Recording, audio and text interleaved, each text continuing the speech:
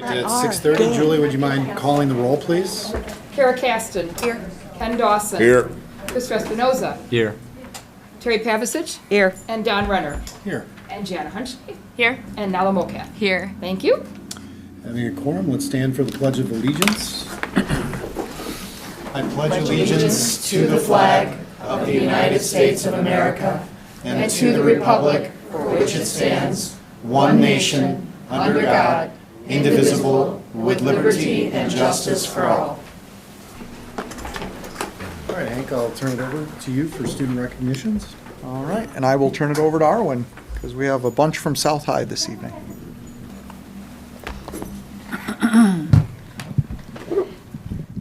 Good evening, everyone. I'm so happy to be back this month celebrating student recognitions. I was just getting a chance to share, this is my most favorite part of my job, is celebrating the success of our students. So thank you again for allowing us the opportunity to do this. We're going to start tonight with IDEA, which is Illinois Design Educators Association. You can see that we had students place both first and second in this highly competitive competition. So to introduce and explain the success of Zach and Alex, I'm going to introduce Mark Molinari. Thank you for having us once again. I think this is an awesome opportunity for our students to be recognized, and I have the opportunity to watch athletes compete, but I think watching students compete in academic competitions is, they're typically not some of your best athletes that you have, but they really, you see their competitive juices coming out. And so Zach and Alex, you guys can come on up real quick.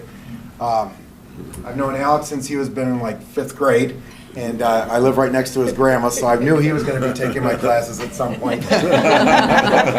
And Zach is a very bright young man, and so I'll let those two talk about the competition a little bit. But there was a regional. There's 19 regionals. They took first and second out of COD, and then the top 2 from those 19 regionals competed at Illinois State, and they were able to take first and second out of there. So go ahead. Wow, very good.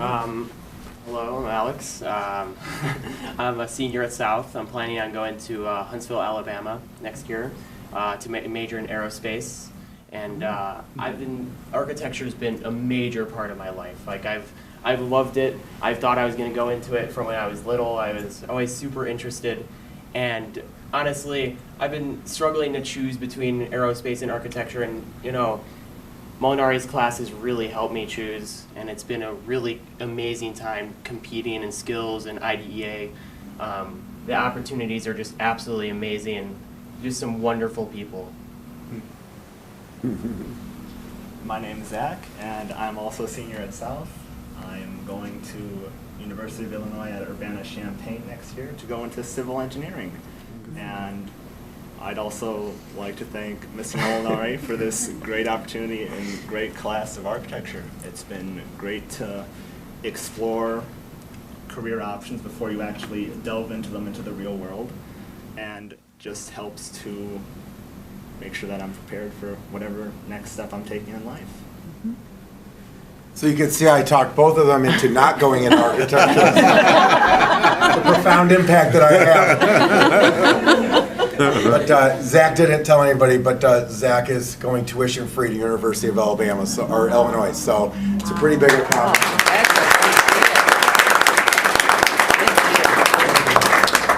Before they run away, wait.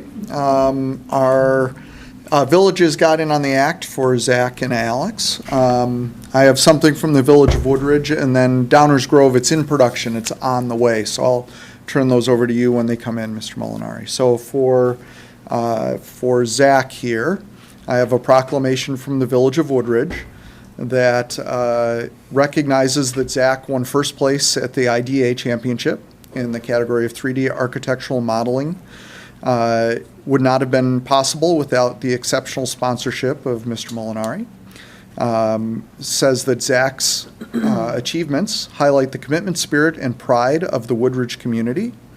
And Mayor Cunningham has declared today, Monday, May 6th, as Zach Muka Day.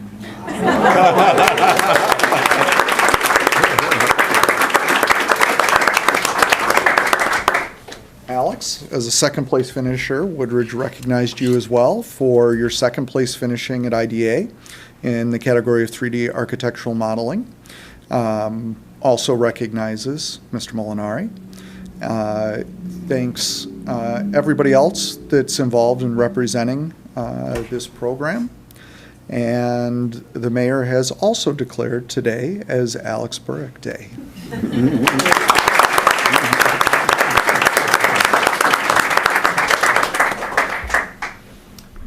Could you gentlemen just describe a little bit about your projects that were submitted for this competition? All right. So the projects are normally like you're given like so it's time based, and so you're given like a template, kind of like an idea of what you're supposed to do. They'll give you like a rough idea. So in this one, it was like a museum, like a car Volkswagen museum, and so it gave you like a really rough outline of like the different details it needs and stuff. And you kind of have to work like around that and try to like they'll give you like a floor plan, but you kind of have to like incorporate everything that inside of it and stuff. And so you need to know a lot of the like software, a lot of small features that normally you don't use and stuff. And so obviously once you put it all together, it will. I mean, it's just whoever can do it better. But it wasn't something that you prepared ahead of time. No, it was something on the spot. Yeah. Wow. Nice. That's They have an hour and a half. They're given the prompt, they have an hour and a half to do a floor plan, elevation, and a couple 3D views. wow. That's a lot. A lot of pressure, sounds like. And congratulations, Mr. Molinari. One of the best things about workplace learning is helping students understand what not to spend their next 4 years doing. and their money on. So. Job well done. Appreciate it.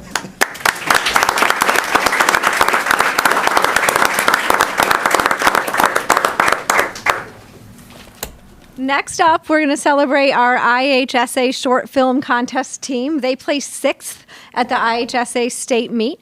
And I'm going to have Will Elliott come up and speak on behalf of the team. Mr. Blum is not here tonight. He's homesick. So hi, Mr. Blum, if you're watching.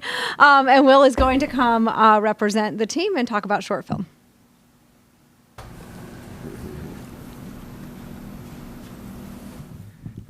Hello there, board. I hope you guys are having an amazing day. For those of you who do not know me, my name is Will Elliott, and I'm a director of editorial for the IHSA short film. I also did sound design, and I also did a ton of other little tiny bits and details.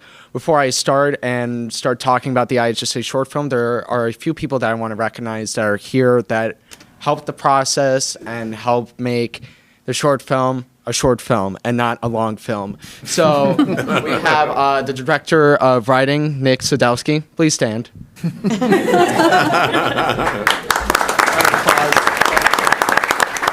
have our production manager, Brianna Ziegler. And then we had this fantastic lighting person come in and help operate the lights in the studio theater, Nick Godomsky. Can you please stand? Nick, your coloring, other Nick, blue Nick,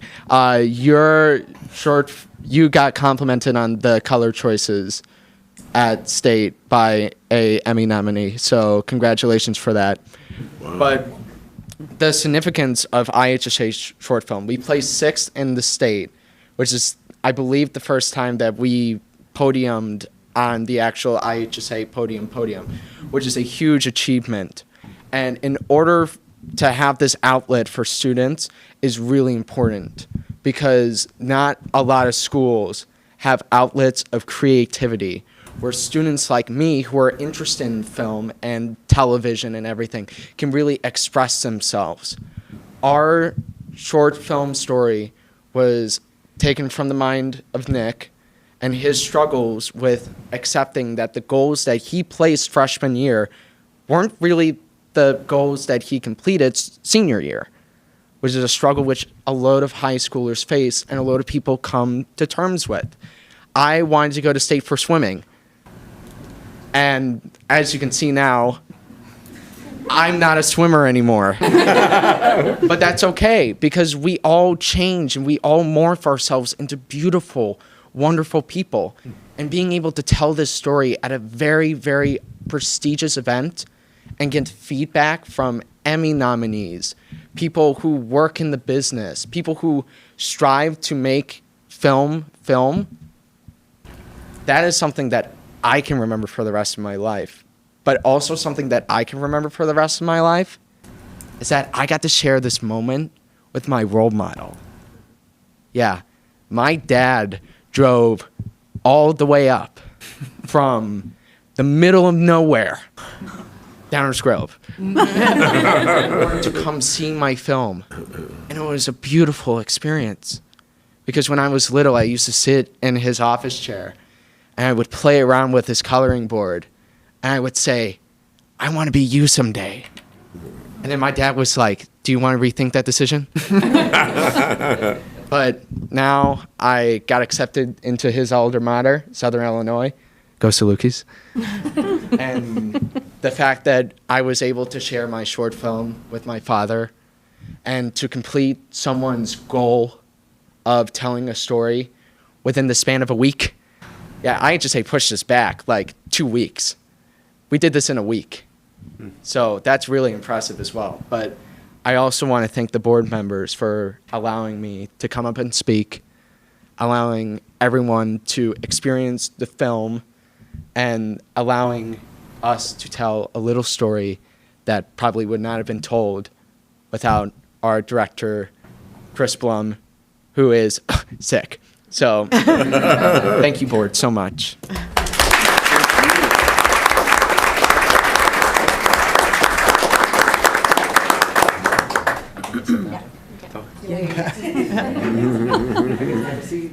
Thank you, Principal Will. Lip, you'll get us Yes. a link to that video so I can share it with the board? Yes, I can get it Yes. to everyone. Thank you. I will do that. I can do that tonight. All right. So next slide.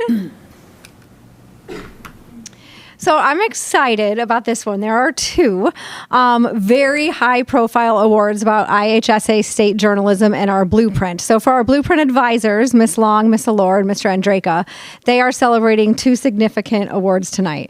They are celebrating our state champion, Sebastian Blanco, and our state champions, Will Elliott, who you just met, Grace Stapleton, and Micah Olson, along with a third place winner and two fifth place winners at the IHSA state competition.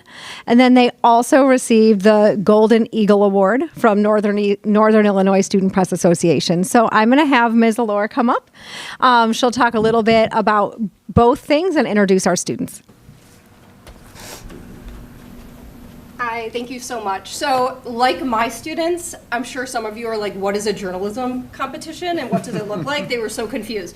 But this is really exciting. So essentially it's very close to what Mark was talking about. They have an hour and a half, they get a prompt, and they have to write something. And our journalism team placed third in state. Tons of schools all over Illinois come, and it's such a like they did such a fantastic job and should be so proud. And that doesn't even represent all the students that went up to state and made it to sectionals. We also placed first in sectionals. So we are so proud of the commitment. Some of them spent hours upon hours training with the various coaches in order to get that achievement. So Will was once again going to come speak about the experience. He was part of the, what is it technically called? Broadcast TV? I got no clue. Yeah, it's they made like a little 90-second video. No, it was longer than 90 seconds. They made like a news video, and they got first place. So Will, Grace, and Micah are state champion in TV news. Sebastian got radio news. Anthony, Dante, third place headline writing. Sabrina Crowley, who I don't think is here right now, but she got fifth place newspaper design, and Maya Homburg, fifth place in copy editing. Will, would you like to speak a little bit about the experience, about being a part of the competitive journalism team, and what it means to you? Yes, I would love Okay, to. thank you. Hopefully you guys didn't miss me. I'm back. For those of you who maybe have forgotten, my name is Will Elliott, and I'm a freelancer for Blueprint. I do a ton of media stuff. Media is my life. But it's time to talk about IHSA journalism. IHSA journalism was a very interesting experience as someone who went to a few not journalism competitions, a few IHSA competitions. This was the real deal. We were placed in a 3-hour time block in order to get stuff done. which is very like real life. You only have 3 hours to get a story, get it working, and then put it up, or it's not news at all. But it's not really about journalism. It's about the stuff and the people and the friends and the experience. I got to sit down in a Starbucks with people who I never thought I would sit down in a Starbucks in my life with. And it was such an incredible moment. And we were all supportive of every single one of us. Like, even if we got called up for a medal, which, you know, medals are cool and all, but friends are better. It was this loving, supportive environment. And even if we didn't get a medal, we still loved each other. We still told each other it's okay because you got here, because you got to experience what it was like to be a real journalist. And that's incredible.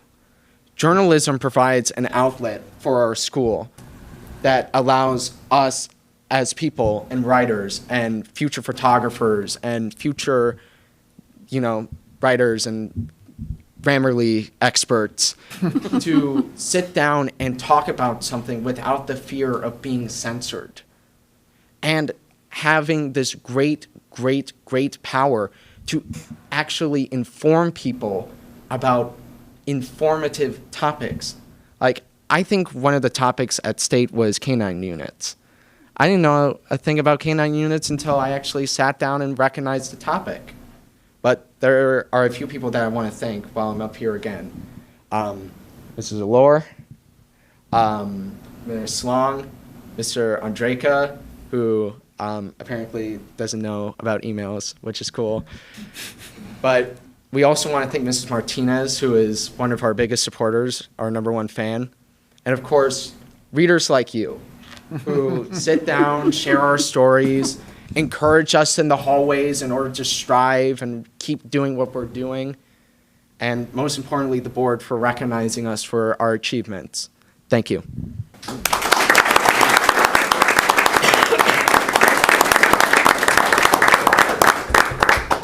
Yeah, it's really cool, and I'm glad I work for a district that really supports the journalism program. The next thing we were going to talk about is the Northern Illinois Scholastic Press Association, which is a bunch of Illinois schools that come together, and there's a competition, but we also go to a conference, and this is kind of a sidebar.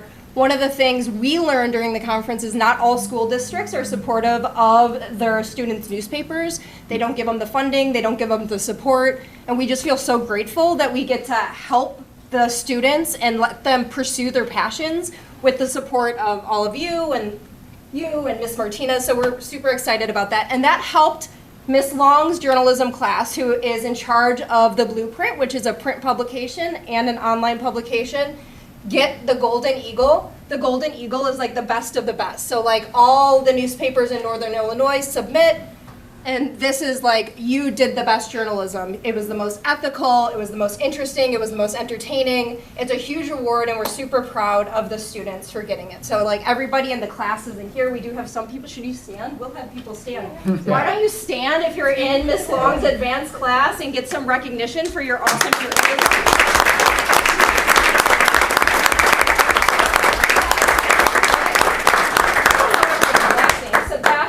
Anthony, Kate, I know your name. It's not your class. These are not my students. Like, this is not my class. Can I clarify that, please? Like, these are not students in my class, but I am a co-sponsor. Does that make sense? So, like, I know your name, darling, because you were on the bus with me. But what? Vanya, the photographer, Vanya, and I actually don't know you. Grace. Thank you very much. So, they did a fantastic job, and then there's obviously a ton of students who aren't here that also did. Thank you. I have a couple of recognitions for our state journalists. So this is from Village of Woodridge, and I believe Downers Grove will be sending over, these are in production as well. So this first one recognizes Will, Grace, and Micah for winning first place at the state championship in the category of TV news at Normal, Illinois. Recognizes Miss Allure, Mr. Andrika and Ms. Long as the sponsors, and has named today in honor of Will, Grace, and Micah.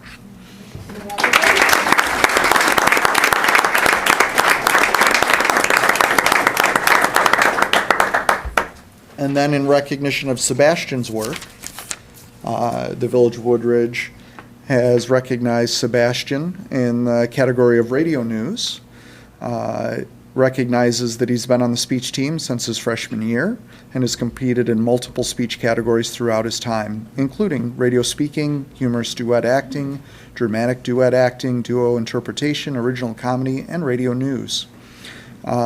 Recognizes the sponsors as well, and has also named today as Sebastian Blanco Day.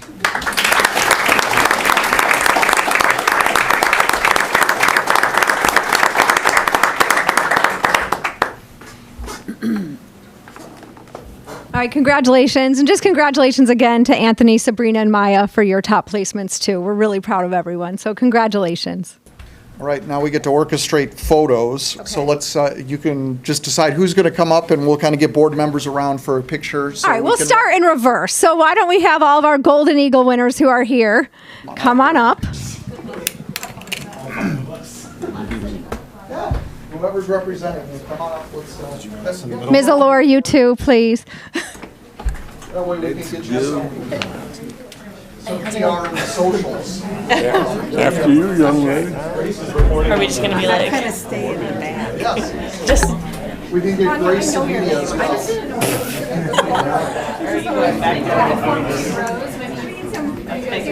Where do you want us to go? Get out. Terry and Chris are still coming up from the back, too. Come on the front. Come around. Come on. Come on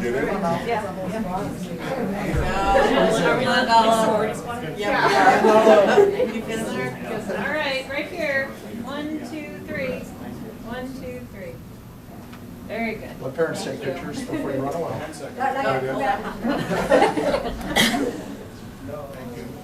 All right, thank you.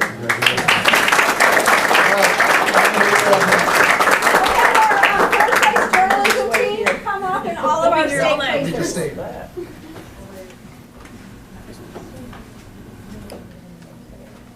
That's you. How you doing, Dave? No, sorry.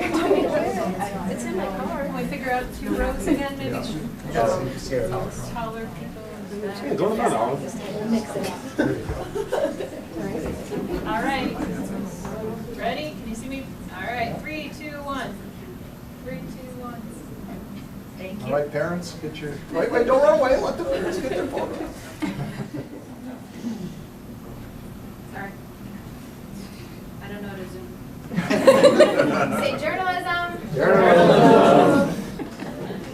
Fine, I can help you zoom. All right, good? Thank you.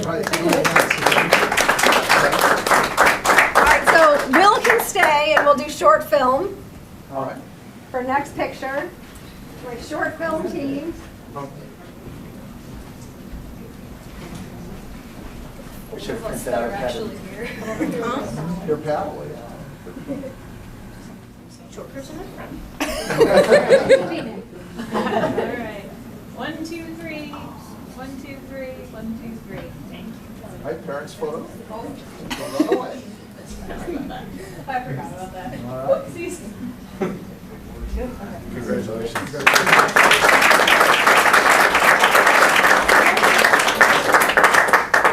And let's bring up our IDEA. IDEA. It's much easier. Smaller group. But no less than same. All right. There we go. Terry, maybe. Find a window. Let's see her. I'll do two. All right. All right. 1, 2, 3. Say engineering. Engineering. Good job. Parents? Wait. One more. Done. Thank you. Hold on.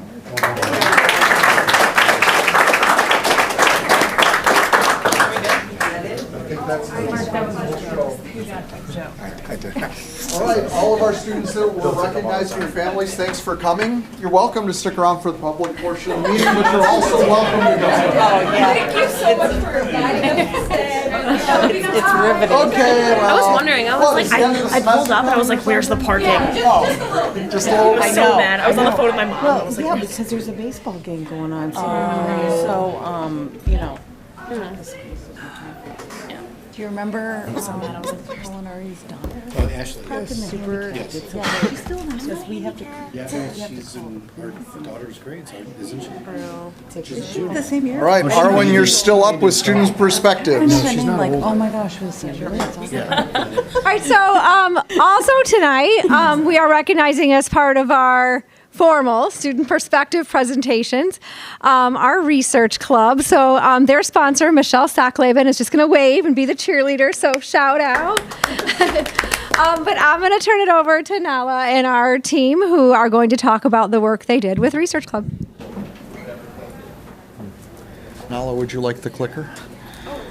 Ooh, you can have the power. Oh, power. There you go. Mm-hmm. Yeah. If it goes backwards, click the other one.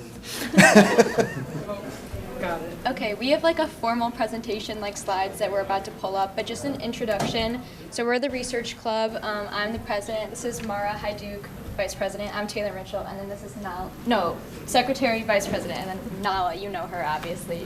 She's the vice president. So we planted a prairie on April 6th in at the corner of Norfolk and Dunham.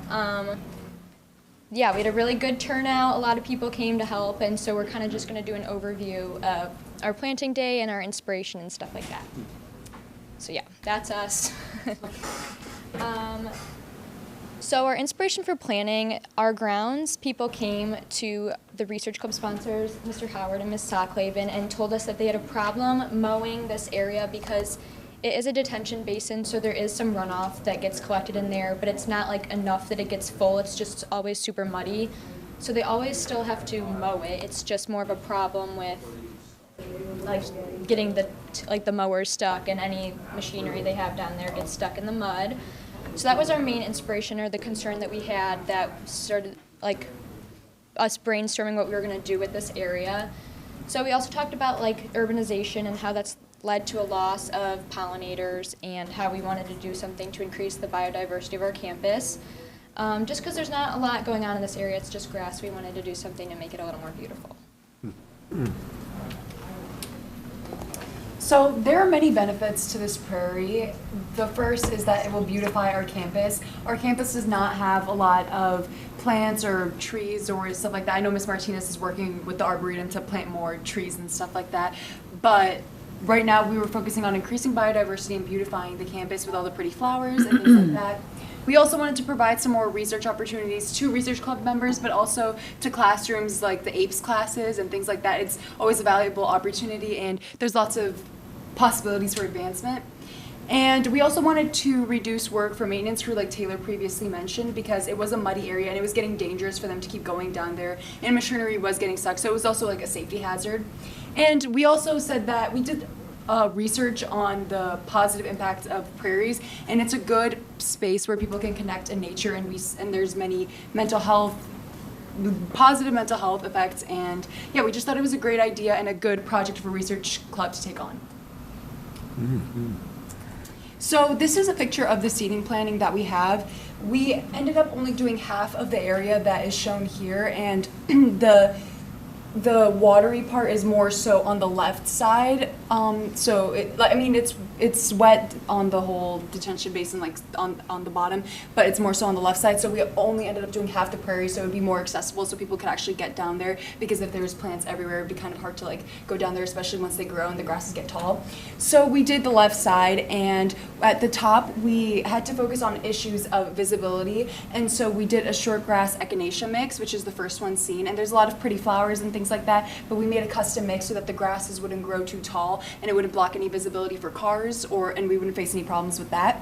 Next, we did a pollinator seed mix, which would increase biodiversity, and there's also a lot of pretty flowers, but it's great for attracting bees and just wildlife in general, which, you know, that's obviously a problem that our world is facing today. So we thought, why not? And it's good for like things to study and stuff like that.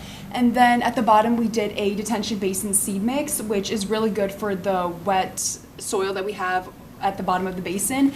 And it's going to soak up the water, and the grasses will be a little bit taller, but since it's at the bottom of the detention basin, we won't really run into any issues with visibility. And so we met with seeding experts, we got different quotes and things like that, but we ended up going with Prairie Moon and these different seed mixes, and yeah, that's what worked best for us.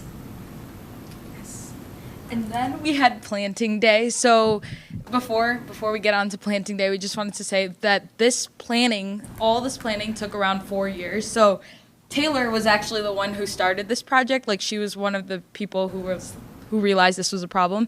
And then she started her freshman year, and then Mara and I came in our sophomore year to help out with the project. And then we finally got to planting day, which was April 6th. And there we had a lot of people show up. We had a lot of our research club members came. So we kind of, like, a few weeks before, we kind of warned them saying, like, hey, April 6th at 9 a.m., like, be ready. So then all of them came, and a lot of our parents came as well. So here are a few pictures of, like, what the planting looked like and how many people showed up. And then there's a lot more pictures because we had a few photographers too, like our moms, like Mara and I's moms. So if you need any more pictures or videos, there's a lot of those. And then we also had we wanted to provide snacks for our helpers too. So we had a table full of a bunch of, like, cookies, muffins, hot chocolate, water, so that way they can be hydrated. And with all this help throughout, we actually finished in around an hour. So with the best part of our group was everybody was willing to keep working. So once they finished their side, they were like, what's next? So that really helped our group with just around 20 people to finish in an hour. And then after that, around a week later, we kicked off our ribbon cutting ceremony on Earth Day itself. So that way to celebrate our achievements and then also the people who helped out. And we got our first ribbon cutting ceremony. Taylor got to get the big scissors and then cut the middle of it. So that was a good experience for all of us. Mm-hmm.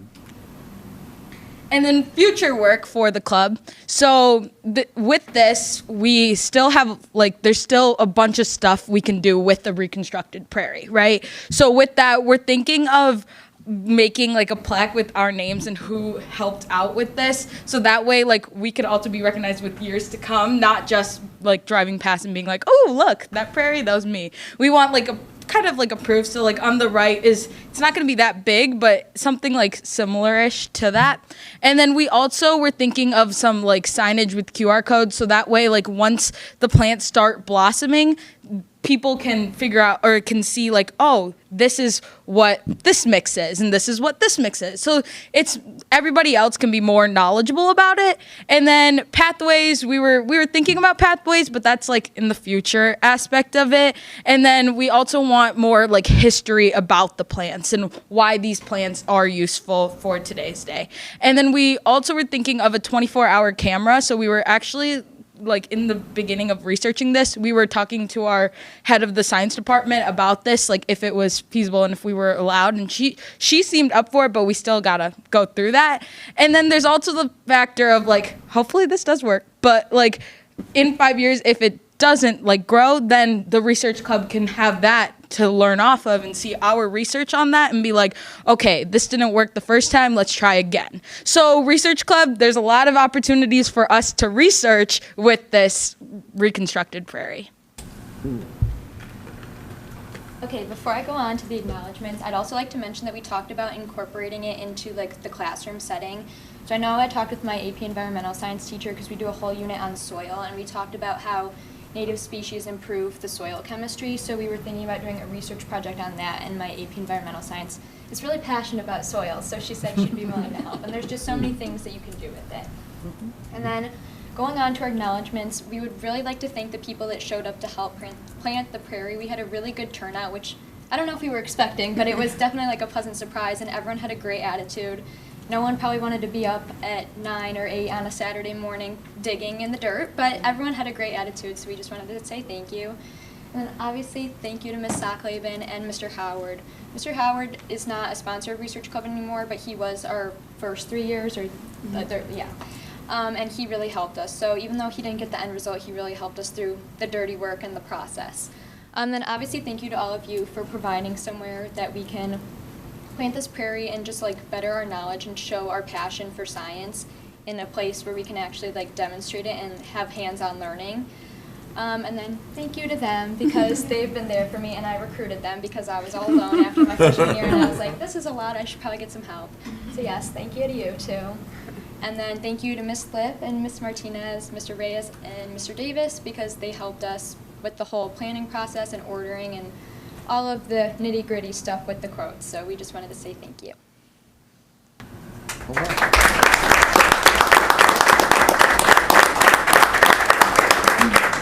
Can you describe the research club, its mission, I guess, and how many students are involved? So we have a couple of projects. Every year we are sponsored by a couple of colleges and people come and help us organize projects. So Ms. Socklaven does a lot of that, like getting in contact with people that provide projects, but you can also bring any project that you want. I think right now we have like 16 people in the research club? Yeah. Yeah, we have like 16. So I think we had 3 or 4 projects this year. So some were sponsored by colleges and we get help from people at like, I know we've had like Lewis University and Midwestern and places like that. But our project was kind of just random, like we just made it. So it's really, you can do anything you want with it. You really get out of it what you put into it. But we're trying to grow the numbers right now. Yeah, So. we recruited people. We went to freshman access classes to try to get more people to join. But we're small and mighty. Thank you. Yeah, great work.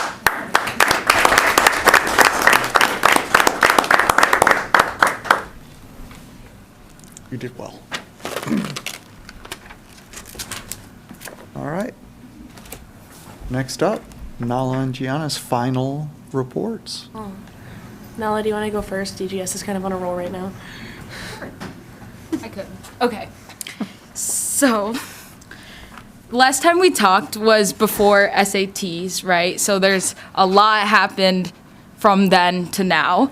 And then also there's 5 days left for seniors, but who's counting, right? And then, so let's start off with right after SAT week. So we had our culture week, and that was actually, I thought it was really well like planned, and there was a lot going on. Like there was different activities all around the commons. Like there was one, I think on Friday was like a passport day. So kids got to like, they got a little passport and then they would go to like different sections around the commons, and each section was like a different club. So there was like Latino Student Union, and then there was Asian Student Union. So then they got that little passport and they got to go to each club and they got a little stamp. And then from that stamp you got put into a raffle and then you got a prize if you won, right? So then that was a really good experience. So other people can go to each club and then learn more about that club to earn that stamp.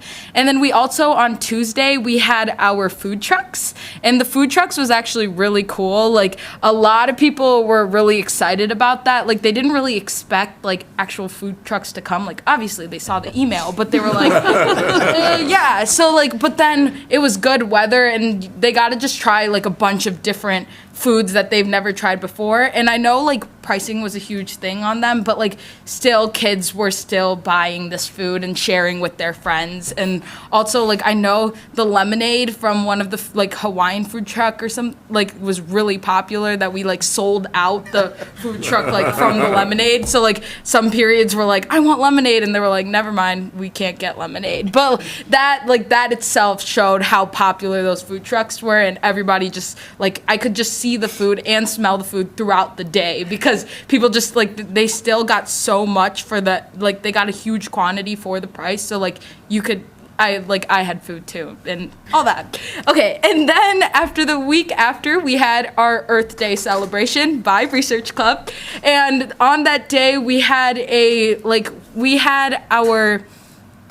So we had one big activity, which was during our lunch periods, and that was to like kind of like planting a tree. So like each each period that we got so we cut out little leaves, and then from there during the commons, like especially us three, we were there and we were like, and other research club members were like writing down what we do to help the planet, and then also their name. And then we had a different section where it was a huge poster, and you would take that leaf and then we would tape it onto this tree, so by the end of the lunch periods it was like a blossom tree, so kind of to show like how we support the earth.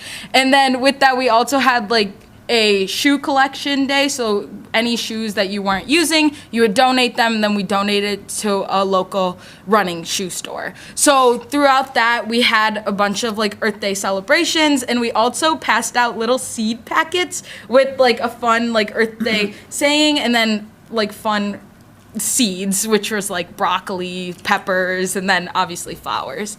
And then with that, a few days or weeks, a week after, we had our prom celebration for seniors, and that was a good experience. Everybody seemed like they were having fun. There was a lot fitted to the theme of Paris, and that was like really cool because there was a chocolate fountain and then a crepe station, so it was a lot for others to look forward to with fireworks at the end of it.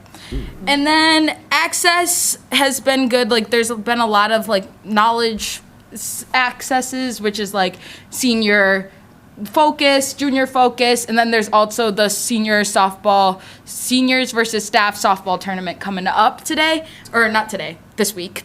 And then there's also AP testing this week, so that is a really stressful time, but I know to like help everybody's nerves, we also have our Mustang Way celebration coming up this week because it's the last time the seniors will have a block day, right? So during that time, there's going to be a bunch of different activities, like kind of to really set the summer mood up, and hopefully that will be an exciting time just to keep those 5 days for seniors left, and then those other days for juniors, sophomores, and freshmen. So overall, we've been having a good year, and yeah, this is the end of it, and thank you so much for letting me speak and being here. Thanks, Nolly. Similar things going on at DGN right now. We have had something fun that just happened. It was decision day for seniors, which was super fun. So what the College and Career Center did is they moved it to May. National Decision Day is May 1st. They moved ours to May 2nd. And it was all the seniors in the College and Career Center, and we all got to like write down where we were going to college, and then they had all this merch for us. We got to take pictures. There was like a little photo area. It was super fun. There was a lot of super fun stuff there. We had our senior awards ceremony, and that's where all the seniors were able to get recognized. We were able to receive scholarships, which was awesome. And we were all able to just celebrate our achievements together, and it was really, really great to do that and just be able to celebrate everything that we've done over the past 4 years now that it's all coming to an end. Our excess classes has also been very similar. It's been a lot of surveys, which is actually really nice because my counselor, at least, and I know I've been talking to my friends' counselors, they've all done a really good job of making sure they're like, hey, you need to fill out this survey because of XYZ. Like, this is really helpful for us. And I was talking to my sister who's a sophomore, and she said that those access sessions have been super informative for her in preparing her to be a junior. My junior friend said that it's super helpful in preparing them to be a senior. And overall, prom was just this past weekend for us. So it was 2 days ago on Saturday. And it was super fun. There was really, really good communication with it. That was a little bit of an issue last year with like communication around prom and like tables and like all this stuff. It was very clear, very concise this year. If you messed up signing up for your table, our student activities would like poll you and they'd be like, hey, like you got to do this. So that was actually very helpful because we were able to make sure everything is ironed out. There was zero confusion on the day of prom. Prom went awesome. The band was super fun. The food was really good. Bolingbrook was a good venue. And yeah, it was AP testing right now. So just keeping an eye on where to be and when at what time. I just got all my emails today about when to leave class for all my AP tests. So yeah, just wrapping up the end of the year. We have our senior spotlight ceremony coming up. And yeah, thank you for letting me speak to you guys. All right. Thanks, G. All right, we have another, starting superintendent's reports now, although it'll transition into other helpers this evening. So we're going to bring up some representatives from T99. Earlier this year, they came and presented during student perspectives, and the board was interested in learning more about the vocational training program at T99. So they're back to share a little bit with us. So I'll let Carolina kick it off. Hi, my name is Carolina Schoenbeck. Thanks for having us back. I'm the Transition 99 Program Coordinator. Turn the slide. Do you want the clicker? Sure. You can have the power too.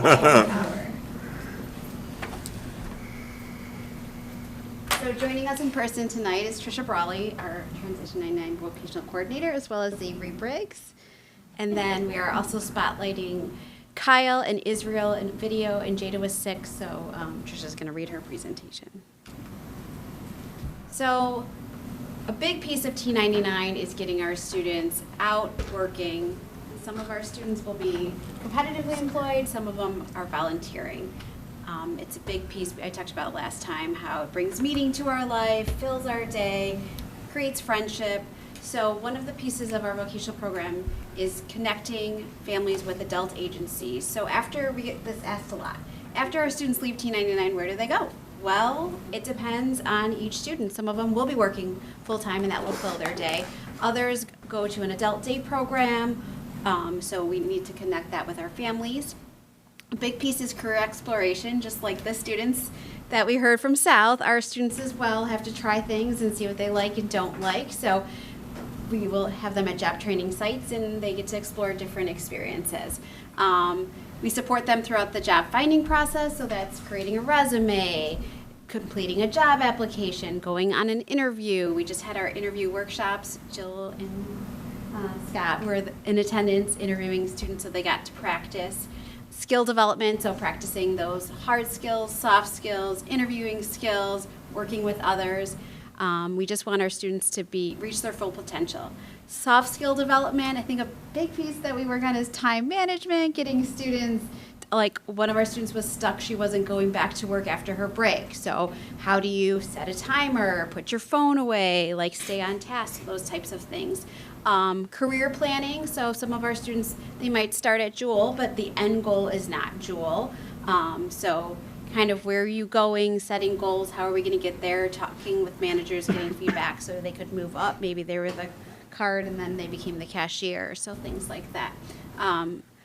We have 4 job coaches, so they provide on-the-job support and training, and Tricia as well is out job training. I've done some job training, so we all pitch in when needed just to make sure that the students have support, and we do a nice job. A lot of it is 1-to-1, and then in small groups, 2 to 3 students. And then the last big piece is creating those community partnerships. So we want our students employed or volunteering in our community because that's where they live and that's where they'll work. So really networking, meeting with businesses, business owners, and really developing their partners, saying like, hey, look at our students, these are some of the skills, how can we help your job and how can you help our students? So this is kind of like the spectrum of services. So microbusiness is things that we do at Transition 99 in our building for students who may not be able to go out and work. Then the next part is volunteering. So they're not getting paid, but they're doing something meaningful in our community, helping others. Then job training is where they're out with a job coach or Trisha, our vocational coordinator, in the community working. And then finally getting them competitively employed where they're paid by the employer for their time. So the microbusiness, just a little advertisement, we do custom mugs and custom stickers using our Cricut. We got a grant one time and bought all this stuff. We also make dog treats, so if anyone has an animal, feel free. And then shredding, so that's a big piece too. Our students love to shred and helps everyone out. So if you need any of those things, let us know. Last time we were here, Jerry Smollett talked about her entrepreneurship class. She is actually hosting our spring makers market.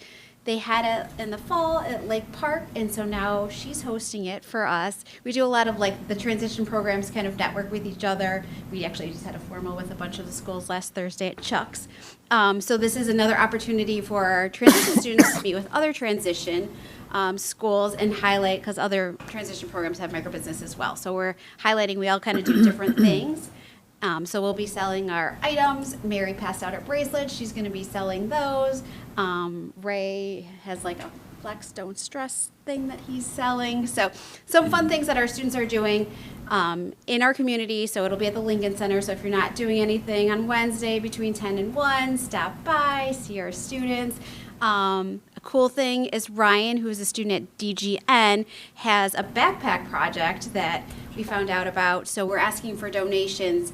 His backpack project supports homeless individuals. So when you see an individual who's homeless on the street, you're able to give them a backpack and help them. And it has like gift cards and snacks and all kinds of various things. So we're excited to partner with him and his amazing work, highlight our students. So if you can't come to the event and you want to support Ryan's backpack project, the link is up there.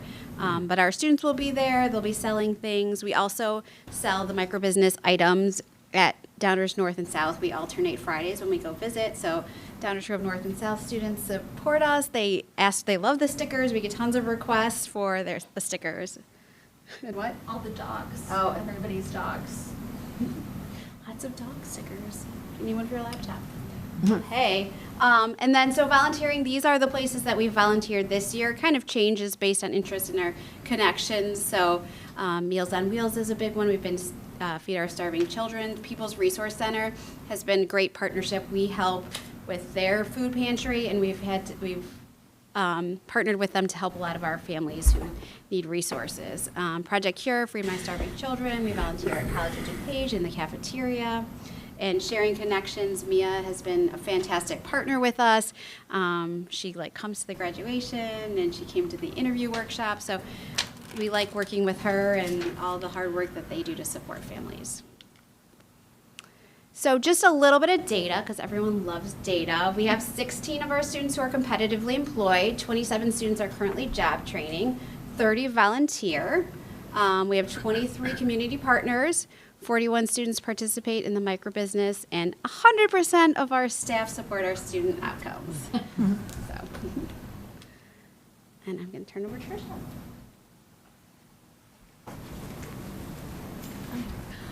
So a huge part, as Carolina was saying, of our programming is developing connections with businesses in the community, which has been a big part of my role this year. So this process is to develop connections with community partners. I go into businesses all the time and I say, I know these jobs and these jobs that our students can do, and we work on carving out jobs for students to do. Really developing job training or interning, kind of proving how valuable and wonderful our students are, and then moving to competitive employment. So the Downers Grove Public Library is a really great example of this. We had a student who began job training at the beginning of the semester, and in the last few weeks was just offered a part-time job to be competitively employed. And when we started there, it was very much we were just going to job train. So they really saw how valuable our students are and how many skills they have and bring to the table. So it's been really fun to explore those connections. So we have an immense amount of business partners, and we're so grateful for them. And this is lots of them. It's constantly changing and evolving as we find new partners. Some big ones that we've added this year are Mod Pizza, which we'll highlight in a little bit.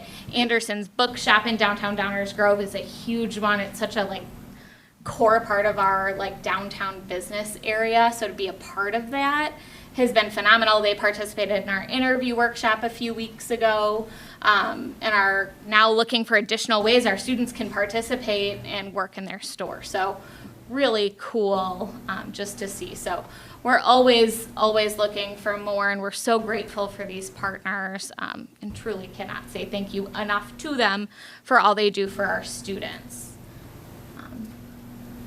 And now we're going to highlight some of our students. So we have Xavier here, and we'll have him talk in just a little bit, but we had a couple of students who couldn't be here that we made some videos of, and then another student who just couldn't make it tonight. So I will read her presentation. See if I can use this. So Mod Pizza, as I was talking about, was a previous partner, like pre-COVID, and I may have brought them up at our last presentation, but we went into them again at the beginning of the school year, and their manager very wonderfully said, we don't want anybody here if we're not paying them. So they have competitively employed our students this year to fold pizza boxes, do some cleaning, do some dishes, fold those no-name cakes that are really hard to eat just one of. And our students just love it. They're able to work in the morning when it's quiet, it's routine. So we're gonna highlight Kyle today, who is one of our seniors graduating this year and has just done an exemplary job, and he will be able to continue there after he leaves as part of his long-term goals.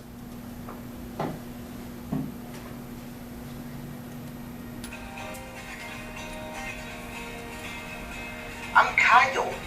I like to fold some boxes.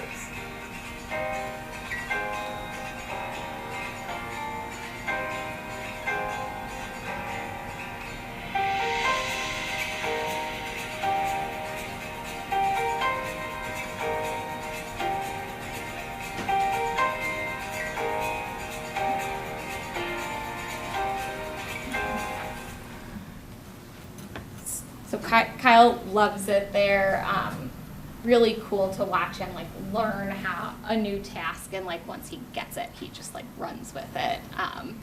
And it's a rock star. All right.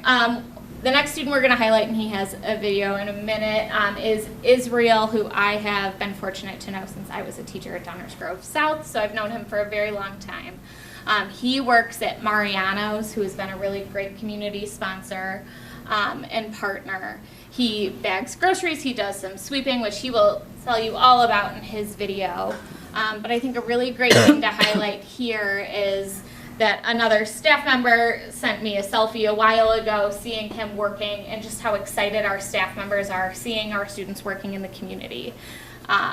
And this is a job, Israel can walk to it from his home, it's accessible, and they really just love him there. Every time I call and what can we work on? What goals can we set? And they're like, nothing, it's perfect. And I'm like, great, what can we work on?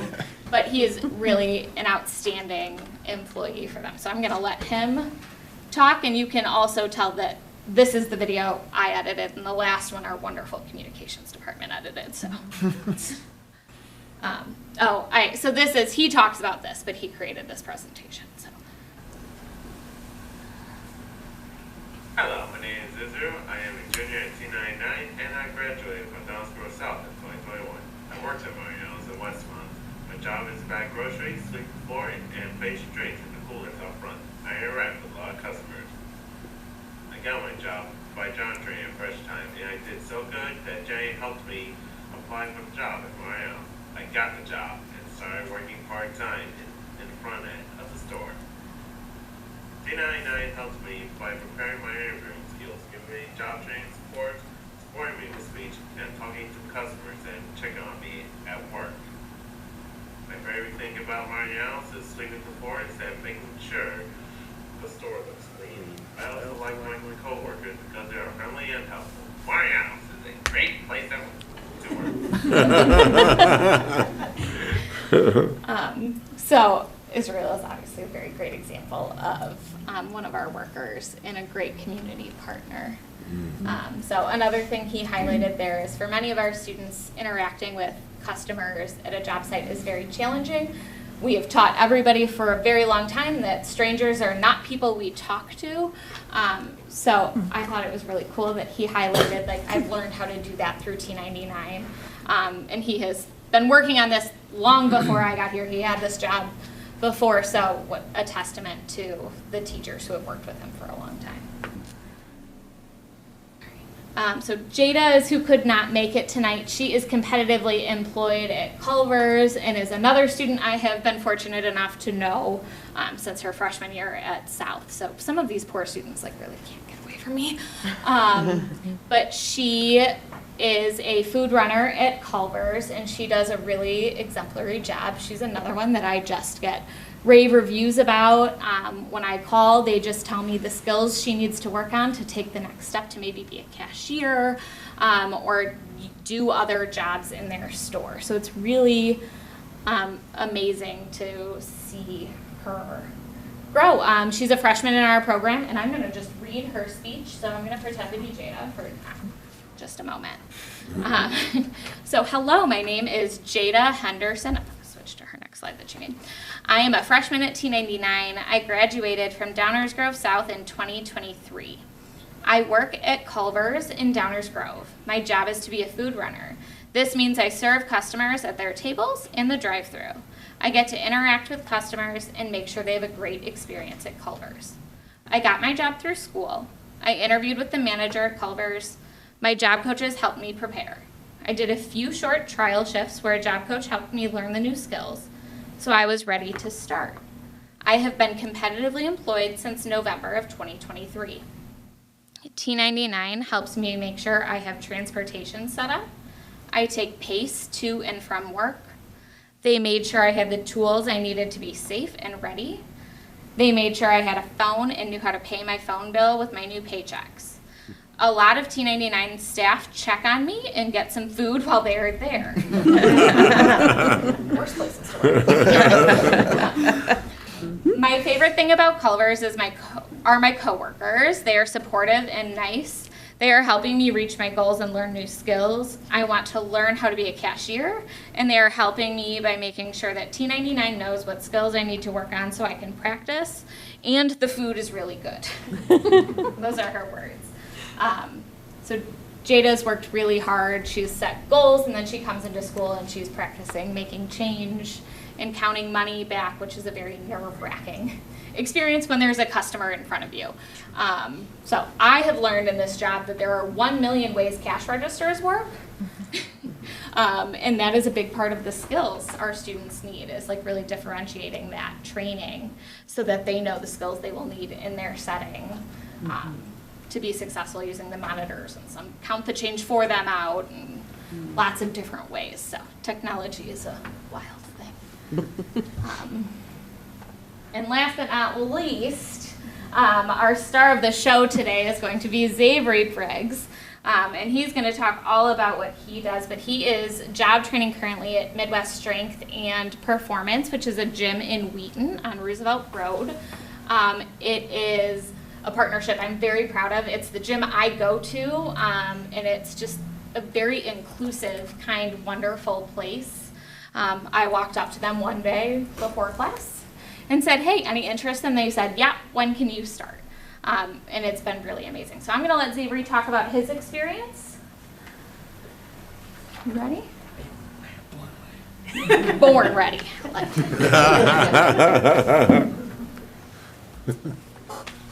Hey, my name is Xavier Briggs. I am a senior at T99. I graduated from Downers Grove South in 2021. I started at Midwest Strength and Performance in Wheaton. My job is to clean the gym equipment and make sure the gym is clean for customers. My circles give me a checklist so I know exactly what things I need to do to get all my work done. My favorite part of the job winning, doing my checklist of tasks and talking to people who work there. The owners, Mike, Shane, and Tizzy are rock stars. They talk to me about work, music, and movies. It's a fun place to work. My subcoach asks me when I need to learn a new task. They also help me to take pace to and from work so I can get there independently. My goal is to learn as many jobs as for them as soon as I can. I want to work in a gym or born alley one day. My cleaning skills are awesome. Do you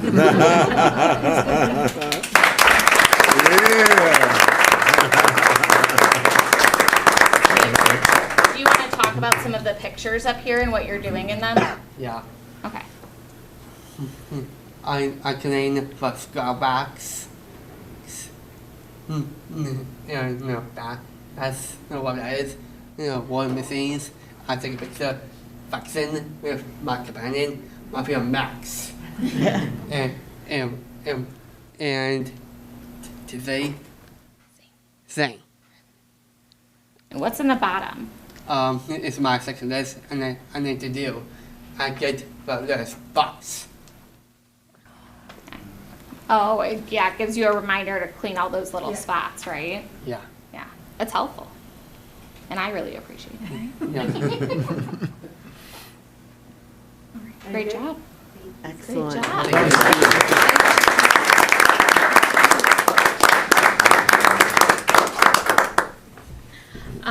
So again, our business partners are something we are really proud of and really grateful for, and we are constantly looking for new ones. I have like cards stashed in like every purse I own at this point. So anyone interested can certainly send me an email. I'm really happy to talk about this with anybody and everyone forever. So thank you very much. Thank you. Thank you. Thank you.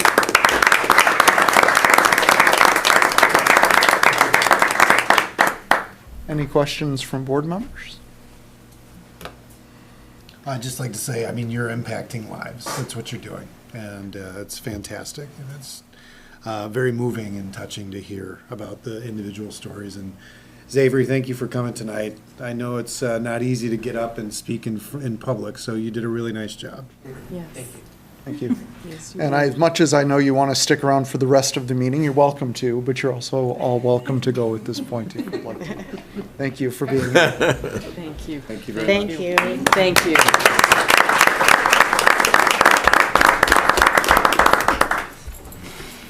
All right, I'm going to turn it over to Jill. Would you like the clicker, or are you going to tell me to click? We'll surrender the clicker to you.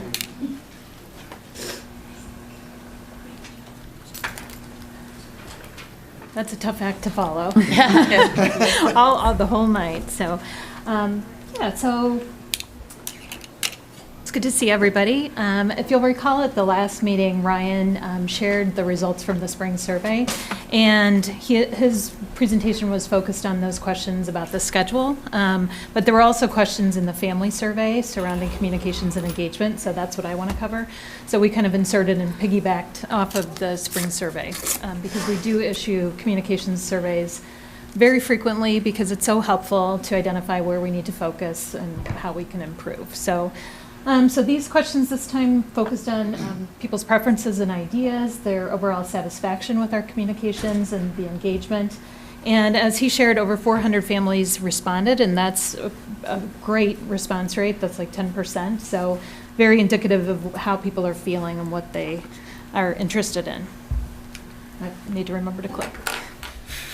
So kind of put this up here, our overall communications grades. 90% agree and believe that we communicate in a timely and effective manner, and I think that's very encouraging because that shows that people trust us, I think.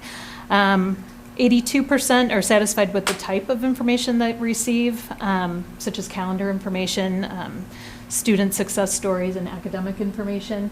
And then almost 80%, high C, are satisfied with the frequency of information that they receive. And I think there's an opportunity to improve those numbers, of course.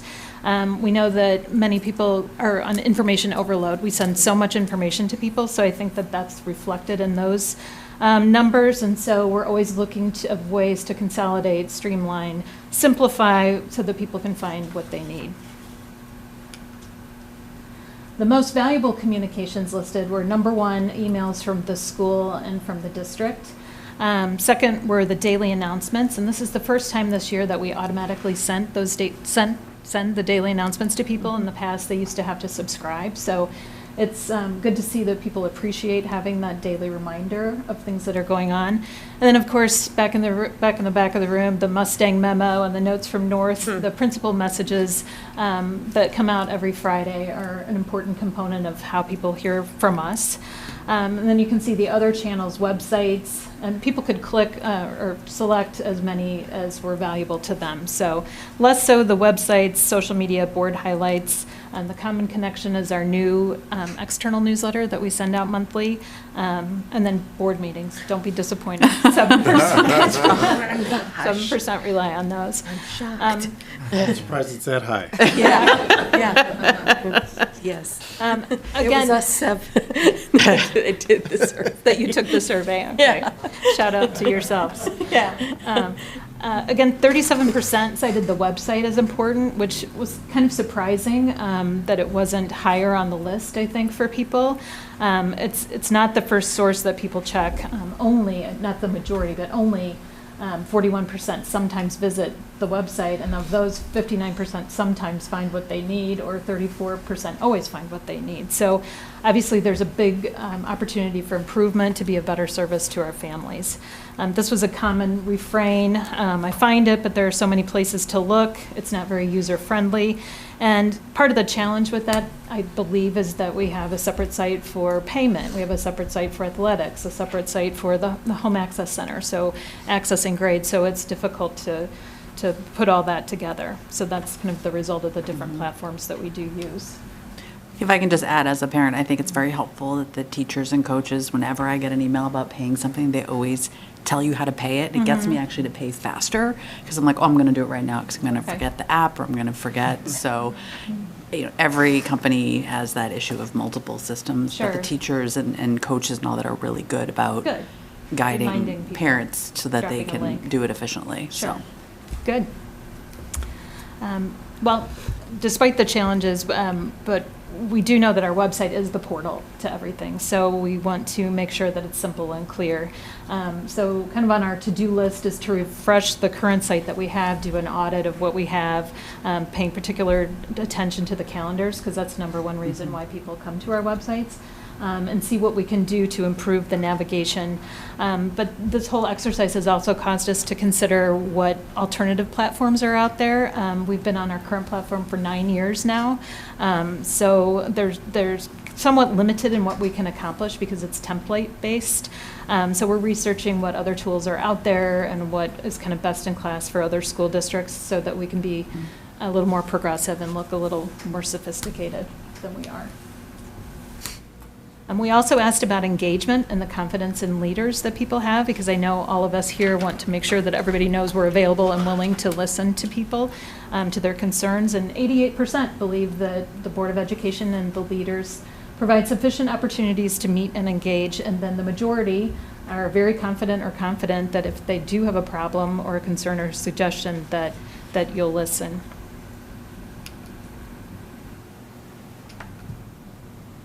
So there were many events held this year to promote better access to the Board of Education members, and we promoted these on all of our channels, social media, email, etc. The first of these was, I'm just going to do a high review to remind you of what we did this year, the community sharing sessions. There were 4 of them, 2 at North, 2 at South in the evening, and in total there were probably 19 people who came. The first event, we think probably 15 of those were at that first opportunity, and that's pretty typical. We find that more people attend in the fall. They're more engaged and want to engage with us, but then it tapered off, and other sessions were sparsely attended, but it was fun to meet the people. We also held 2 open houses to celebrate our 100-year anniversary and commemorate that, one on a Saturday and one on a Sunday. It was not a big turnout either. 15 people, I think, came in at North. There were nice groups. There was a family of 3 generations of graduates from North High, which was fun. The woman with the yearbook was in the class of 1960-something and ran into a classmate of hers, which was fun. And there's Sherelle's husband. He wanted to be watching the Bears game. The CSD99 ribbon cutting was a fun way to celebrate the T99 renovations. That was very well attended because students and parents were there and excited to celebrate the new facility and have cupcakes. So we saw about 70 to 75 people there. The Realtor Breakfast we held in January, and that we invited all area realtors to come to South High and promoted that and presented with our affiliated districts. and provided just general information about each school district and the schools so that realtors could have more information to provide to their clients to identify where their families might like to be located. We had very positive feedback on that, and we think strong attendance with 60 or so people attending. So kind of lessons learned from this year, it's definitely a challenge to get people out and come to an event when their student isn't involved. People are busy and have other things on their calendar. So we brainstormed of what might be a good approach for 24, 25. And one is to restart the lunchtime live. So Hank puts that on, or used to for years. This is the first year that we didn't do it. It probably was. So, so it's an online meeting where people can come in on a Zoom call, and Hank provides a short presentation and answers questions. And it's more frequent, so we can be more timely with our updates. It's virtual and therefore recorded. So the highlighted question mark is kind of thinking maybe the board members would be interested in participating in that and being featured if that's of interest. So maybe just 1 or 2 board members. So something to think about. We also recommend continuing with the student recognition, just like we did tonight. It's an opportunity to engage with families, but we'd like to be more intentional with how we engage with them. So after we have the program, kind of pause, have a refreshment or two so you could interact with people and then resume the meeting, which is how we have done it in the past, and that's been successful. And then finally, we'd just like to continue with the Realtor Breakfast, but maybe include other key audiences. So reach out to our Chamber of Commerce, the Downers Grove Economic Development Corporation, rotate them in so that the schools could present to them. Also maybe invite our villages in so that we can develop some relationships with them there, and just mutual understanding of what everybody's doing in the community, and then just rotate that every few years is the idea. So we'll coordinate with the affiliated districts about that idea, but we just wanted to bring it to the board and for your input. So Is breakfast a good? I would assume breakfast people can sort of break. Is the attendance typically good at breakfast meetings? we've For had the like realtor 60 one, to it's- 70 for the realtors, and we think that the last time we held it was right before COVID. But many of the same people came to it, so we think by rotating it, it'll just have more opportunity to reach more people.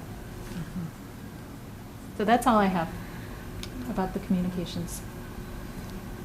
If anybody has any questions or thoughts. I'm excited about the lunchtime live. Prior to being on the board, I attended those, and I thought they were really good. They're right over the lunch hours. If you do work, I would often have my lunch and be listening, so I think that's a great Good. thing to bring back. Good. Yeah, we tried, based on the conversations with the board last summer, tried to create more like in-person Yeah. contact opportunities, but they just, it didn't pan out. We saw had much more interaction with people, although virtually, in the old format of Lunchtime Live. Even if it was 10 to 15 people a month, when you add that up over the course of the year, it was far more than this new format.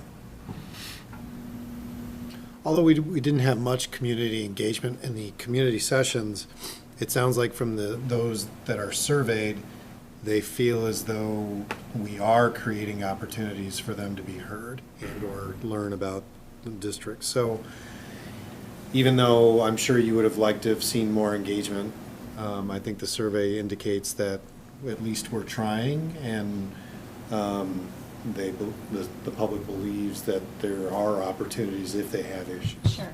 Right? And I think by promoting the Lunchtime Live, we'll generate more interest and a more regular cadence of that too. So, so that will continue to accomplish that goal. Maybe the community sessions in the future could be targeted on a subject, a topic, that might drive more interest, rather than just a general presentation. And that's what the principals do, with the parent clubs too. So that might be Yeah. another avenue to pop in and, piggyback off of what they're doing and interact with people there. We have found that parents are far more likely in District 99 to attend their school events than a district-related event. you know. So this year, you know, we tried, you know, to go to some district events with the open houses, with those community engagement sessions, and they just didn't grab traction, right? So I think we're better off leveraging the connections that are already there in the schools and kind of hitching our wagon to their events, and then we can just go back to this, like Jill said, this monthly cadence. People kind of are on the lookout for those updates, and bring people information that way. And we also know when people have questions of us, they reach out, they find us. You know, we're accessible that way. We're prompt in our responses to people. We give them accurate information. We don't always give them the answers they want, but we always give them answers in a timely fashion. I think I really like your idea of these piggybacking on like the in-person when the families come to these events. I think piggyback on the things that draw people. I mean, every company is struggling with engaging people in person. So I think it's beyond a D99 education issue. It's Two birds and one stone. Totally. Yeah. If Courtney and Arwen are okay with that. If, going back, this might not be yours, but 8 to 18 is kind of a crummy platform too. Did the survey touch on those websites? There were lots of comments surrounding that, and I know from our athletic directors that we're kind of tied to that based on just the whole conference, and that's where they get their referees, and it's a whole back-end system where we're kind of tied to that. So, but I think that providing them with feedback and pressure to improve is one way to go. Yeah, maybe just help too to work with the coaches to keep them up to date. Sure. I guess. Yep. I think parents prefer to see, you know, what's going on with their current season sports, and you know, it's sometimes really you have to dig through that site to get to what you want. Yeah. And it's hard to find it, so not very user friendly, I guess. Right. And we might be able to put a cover on top of it, you know, with our own website, and Yeah. South did a good job of that. So there are ways to navigate, so to speak, around that. Yeah. Or even like a way to share it, like with grandparents or, you know, other family members that want to come and watch. Sometimes it's hard for them to navigate the schedule links and things like that. So I agree. Yep. some of the, yeah. We'll work on it. Work in progress. Continue to try to evolve. Yeah. All right, anything else for Jill? Thank you, Jill. Yeah. Thanks.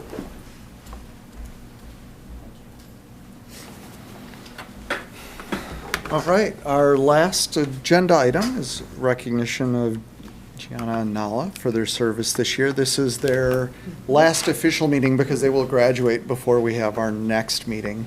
They're, of course, welcome to attend. Yeah. You might be busy. Have one last meeting, but at the next meeting, we'll recognize our incoming student board members. So thank you both for the job that you've done in representing what's going on in the schools. I think you've both done a wonderful job in reporting both academically what's going on, but also the full student experience that's happening in both schools. And I think that's a piece that the public, like they drive, Jill says this all the time, people drive by our schools and they think they know what happens in there because they went to school once, but school's very different than it even was a few years ago. So we appreciate that constant student perspective of what's going on, and for being here for when a board member wants to put you on the spot and asks you about what you're doing and how things are going around a topic. And then I'll follow in that tradition, put you both on the spot, and have you share what you're doing next after you leave us. So Nala, you get to go first. Okay. I'm going to Loyola University Chicago and then majoring in public health on the pre-med track. Oh, good for you. Congratulations. Very good. Very good. Gianna? I'm going to University of Virginia to major in politics and minor in computer science. Oh, wow. All right. Congratulations and job well done.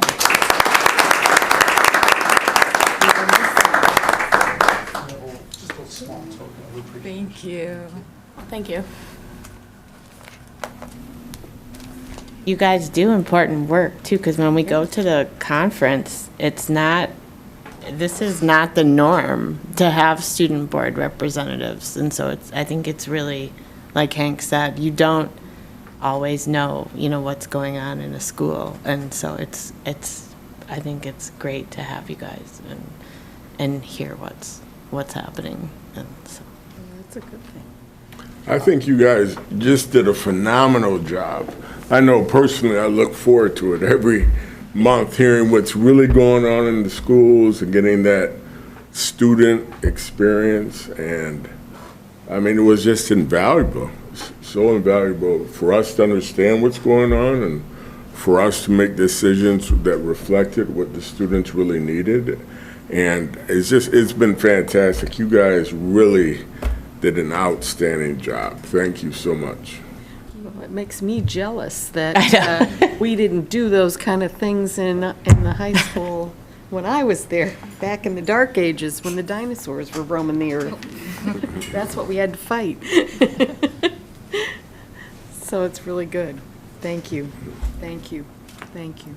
I've appreciated your personalities. You both have very strong personalities and bring some flair and energy to your presentations, and I always appreciated that, and I think you guys are both going to be very successful going forward. So good luck to both of you.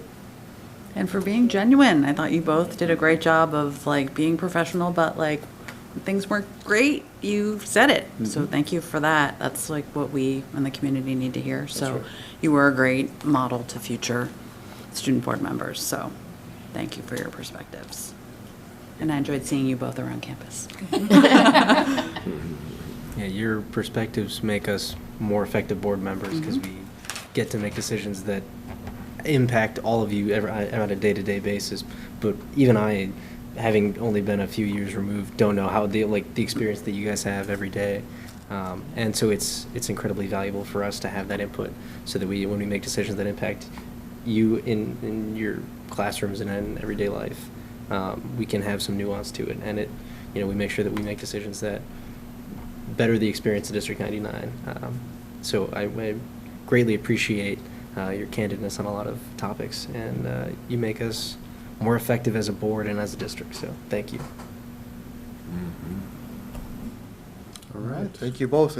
All that's standing between recognizing them with cake is a couple other items here.